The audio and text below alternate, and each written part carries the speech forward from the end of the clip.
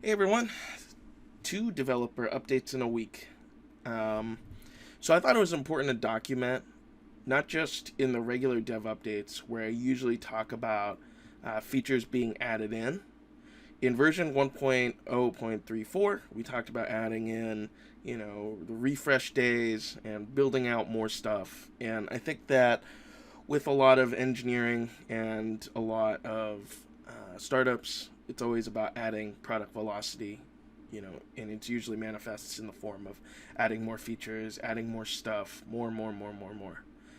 Um, and sometimes I think that it's not as cool or not as celebrated when people realize they need to pivot and to reduce and remove certain things. And I think that that's something that I'm going to be really highlighting today, as I've kind of had a couple days to think this over and kind of review some of my notes from user tests and from people's feedback. And just, one of the biggest things is just the impression of how people take when you, the impression of people when they first hear about your company. Is it just the polite, interesting?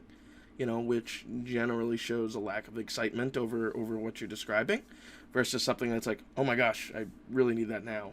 Give it to me, right? And I think that I've really been kind of moving around how I've been describing Pocket Founder to different people. It's usually a deliberate test in talking about certain things. If I get people constantly being like, yes, I love it, give it to me, I'll change it a little bit to see how far I can stretch some of the concepts. So, more so nowadays, I've been talking more about productivity tools as opposed to kind of education, fundraising assistance, a lot of that type of stuff. There's some personal feelings that I have, but ultimately, people's perceptions are reality. And so you deal with the world as it is, not as what you want it to be. And so, for me, taking in the feedback, productivity tools, and the planning process, people don't really care that much about it.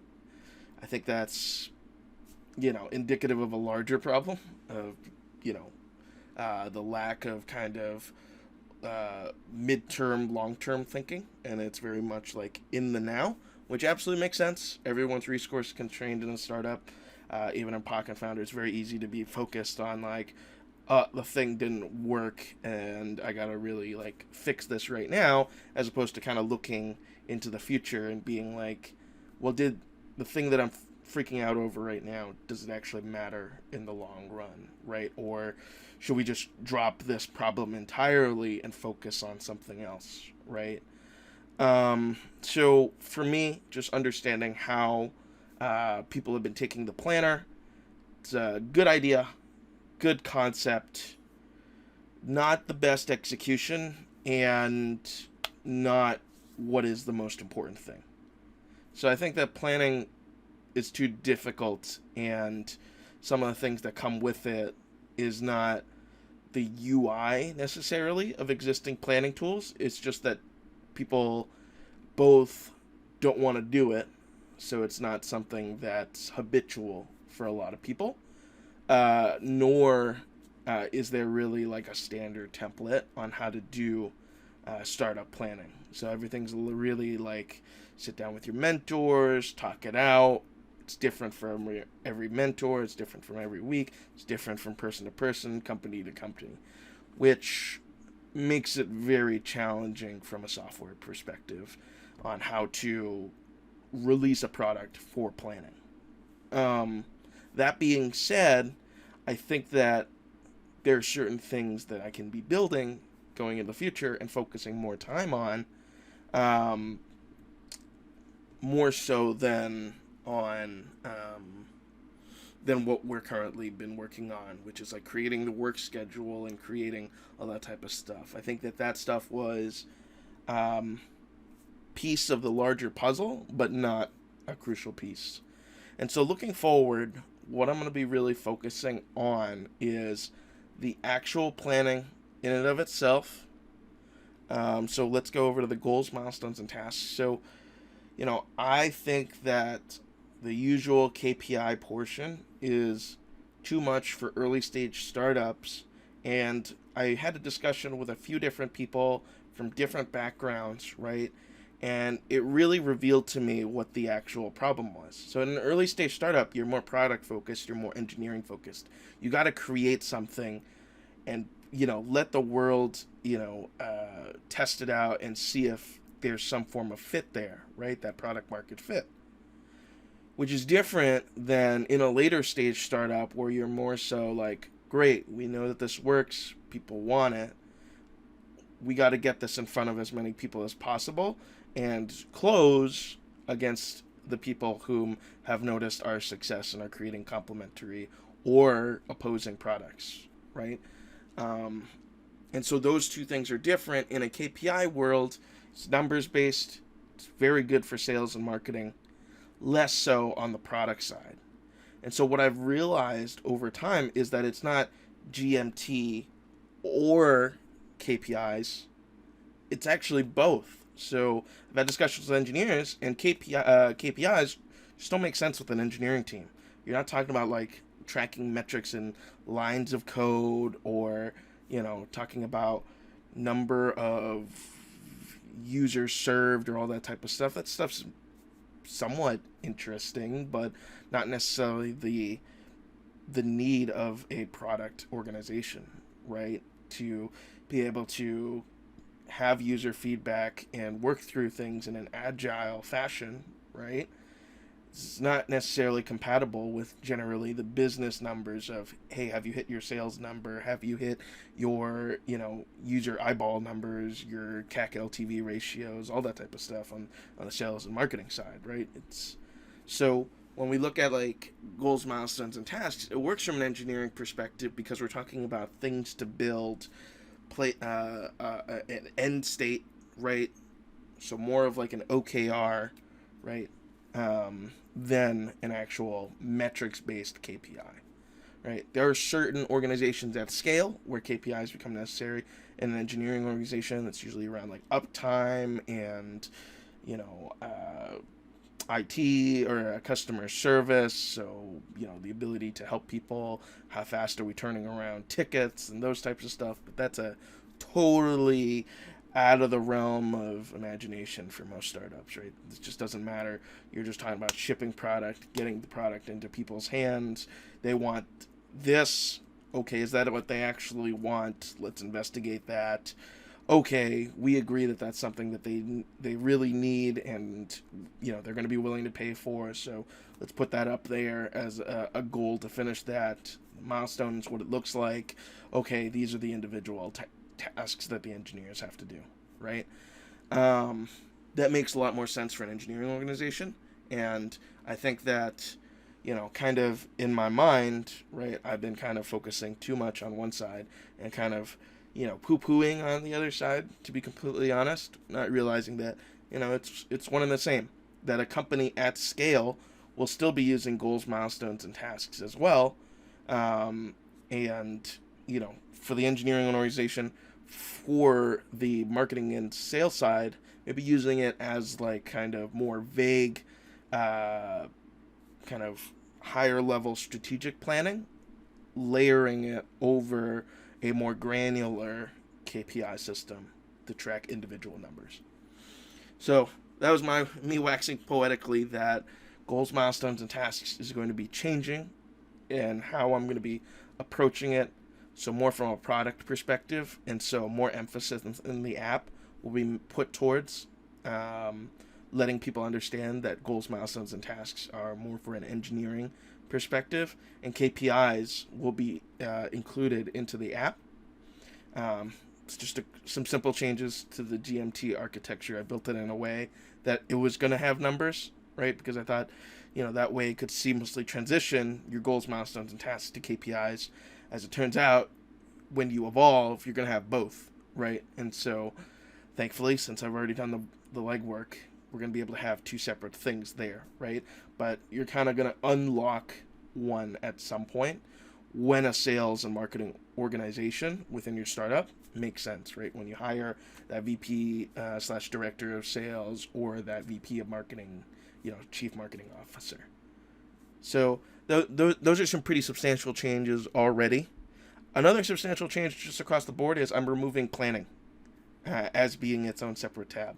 It's part of work, and the more that I've talked to people, right, I thought it was my vision for the user story and user journey was that you'd start planning as one step, and then you'll go on to the work tab and do your work.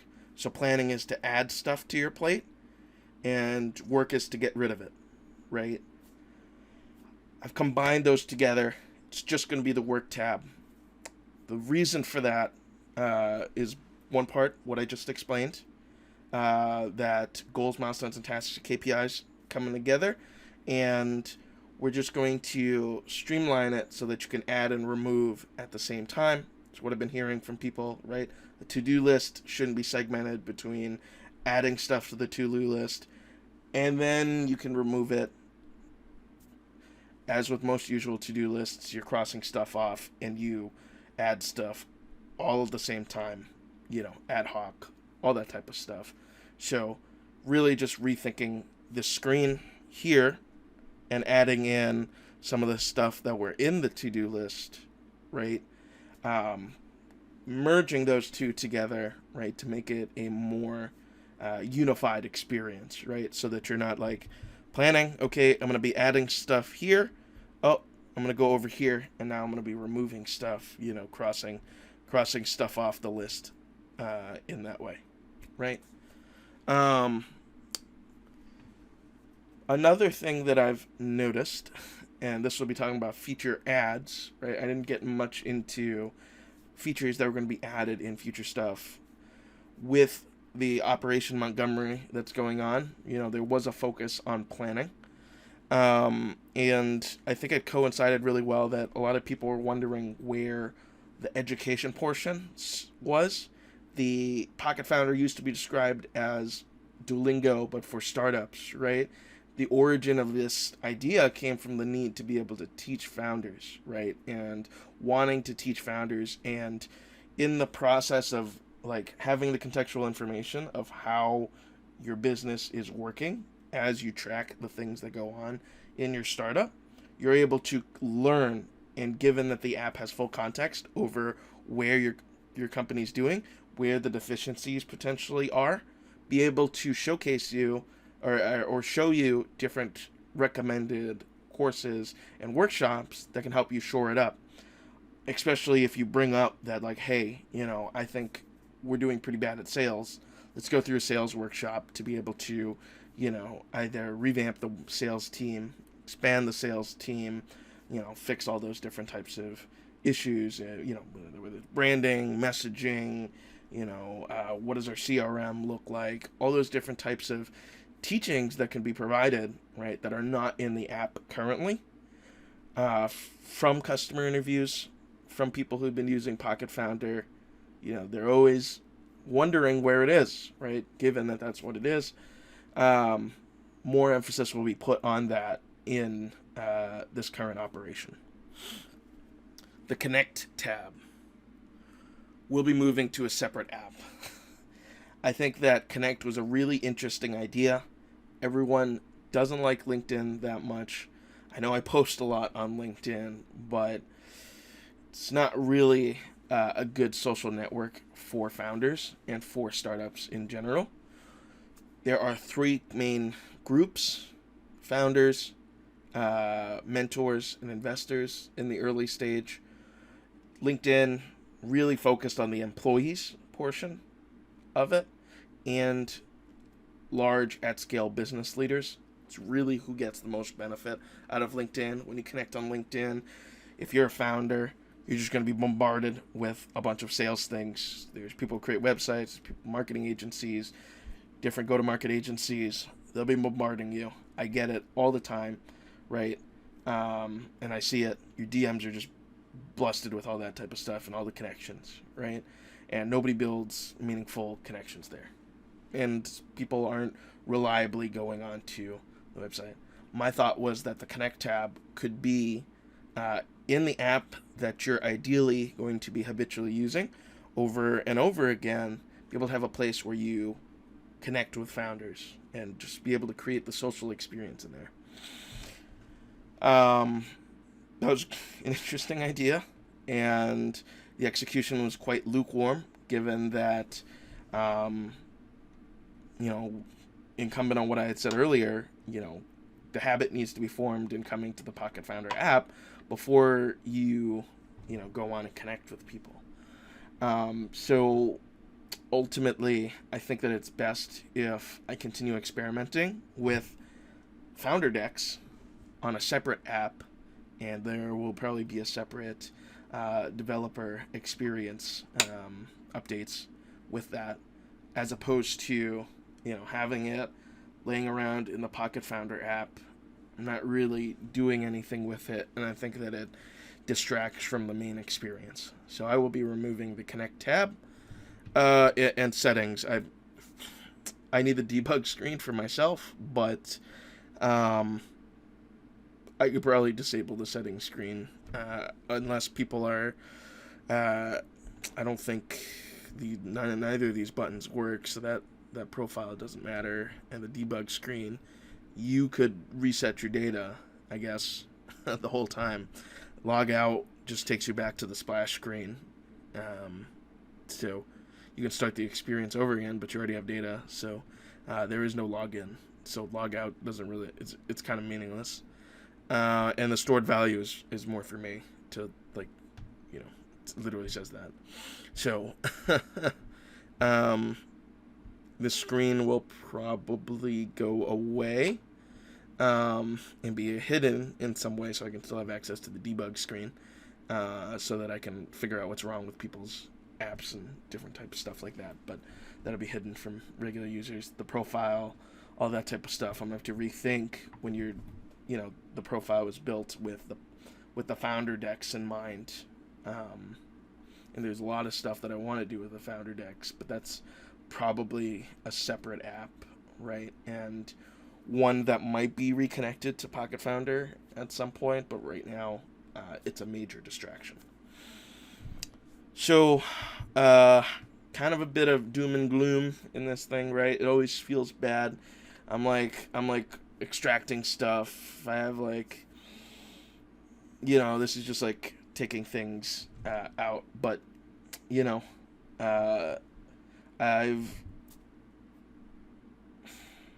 hurts, right? It hurts to look at your app critically in this way, but I think that it's important, and I think that it'll look cleaner, it'll be more streamlined, and ultimately I'll have more clarity going forward in the next few weeks on what my revamped user story will look like, especially given these changes. And I will be really excited to do the 1.0.35 developer update and showcase a cleaner app, right? So it's a little late for spring cleaning. I get it. But that's kind of what's happening right now, going through the app, spring cleaning it up, and it's actually exciting, when I think about it in that way, right? The app's going to look better. I'm going to feel better about it because it looks better, and it's going to be a lot easier for me to test. Good UI for the user also means good UI for the tester. And the happier I am with testing gives me a little bit of an indication, right, of how happy the users are going to be about it. So I hope you enjoyed this candorous look. Candorous? I don't know if that's the right word. With candor. I hope you appreciate the candor with which I'm talking about the Pocket Founder app. Kind of more of a laid-back update this week. A lot of me complaining about what I've done. And, I think that I hope that it inspires you to not see this pivoting, making changes, removing things as being a point of failure, but instead as a good thing. Fresh start, fresh beginning, always a new startup feels shinier and cleaner than a startup that you've been working for a long time, and there's gross, there's a lot of baggage. It's time to dump all that stuff and work anew. So I'm really excited on where Pocket Founder is going. I'm really excited, hopefully, for Founder decks. And, I think that hopefully I'll be able to provide really great value to all the founders of the world. So I hope you enjoyed this developer update. I know it's long-winded. This is probably the second time that I tried to close the video. This will be the time. There's a QR code that's going to appear on the screen if I remember to put it there. If not, just go to pocketfounder.com or pokefounder.com. You can sign up to be a part of the test, rip apart my app, just like I've done today. I really would appreciate it if you do that, because the more critical you are of the app, the more you get it into a good place, the more you mold it, the more you're going to get out of it, and the more founders are going to be helped. And I think that's a net benefit for the world. So, with that, good luck, founders. I hope that your product journeys go as smoothly and more smoothly than mine. And I'll see you next time. Thank you.